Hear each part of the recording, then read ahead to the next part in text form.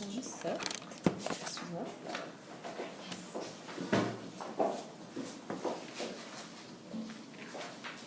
Donc le but, c'était de faire progresser les débats dans le prolongement de la conférence internationale d'Ullensvang sur les considérations autres que d'ordre commercial. C'est juste le contexte. Les ministres de l'Agriculture et du Commerce extérieur ont souligné la nécessité d'un effort accru d'ouverture à la production agricole. Voilà. Et là, on va entendre le point de vue de la Corée. Donc, comment ? La République de Corée du Sud. Vice-ministre de l'Agriculture des Forêts. Ok, monsieur Kim Dong-kun. Ok, Monsieur le Président, je vous remercie. Je tiens d'abord à exprimer ma gratitude vis-à-vis du gouvernement français et de la Commission européenne qui ont parfaitement préparé cette conférence que j'estime très utile. Sachant que je n'ai que peu de temps à ma disposition, je souhaiterais exprimer brièvement notre point de vue sur deux questions. Le traitement spécial et différencié accordé aux pays en développement et le rôle multifonctionnel de l'agriculture. Les ateliers de ce matin sont déjà arrivés à la conclusion que l'agriculture mondiale est très diversifiée. Le climat, le sol, les habitudes alimentaires et l'histoire de chaque pays sont différents.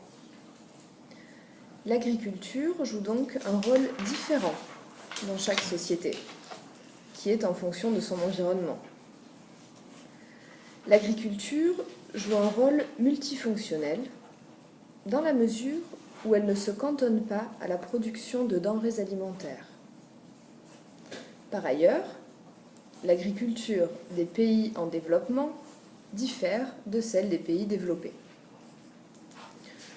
Je pense que le développement des échanges mondiaux devrait garantir la coexistence de ces différents types d'agriculture. Et une approche trop monolithique ne me semble pas être adéquate à l'OMC. Le traitement spécial et différencié doit être étendu afin que le rôle multifonctionnel de l'agriculture soit pris en compte comme il se doit.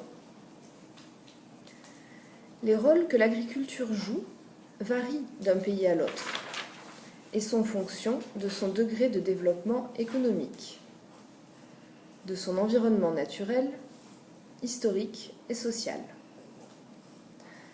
La poursuite d'un développement durable implique cependant que nous respections pleinement le caractère unique de l'agriculture de chaque pays.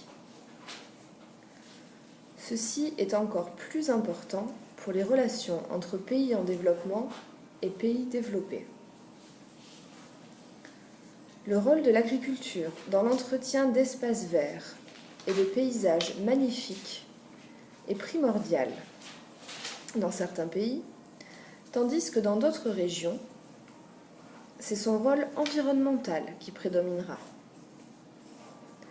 Je pense cependant que les principales priorités de nombreux pays en développement, dont la Corée, sont la sécurité alimentaire et le développement rural.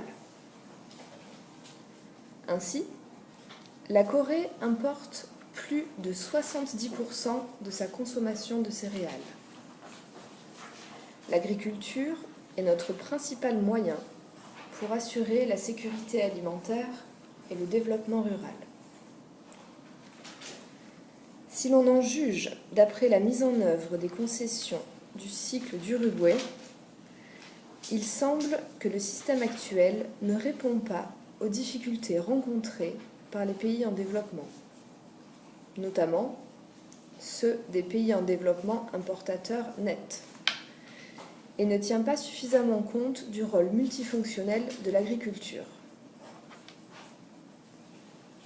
Je pense donc que les négociations doivent être équilibrées et aboutir à des résultats garantissant la coexistence de différents types d'agriculture, tout en prenant parfaitement en compte la diversité et la multifonctionnalité de l'agriculture. Monsieur le Président, je conclurai mes remarques en soulignant 2 points importants.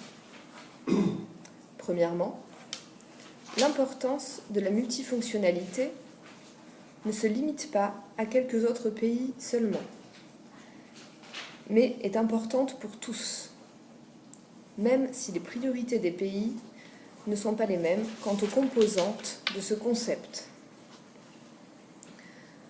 Deuxièmement,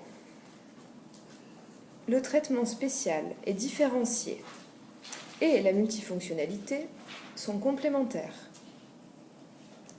En d'autres termes, le traitement spécial et différencié est primordial pour que l'agriculture puisse jouer un rôle multifonctionnel. Monsieur le Président, je vous remercie.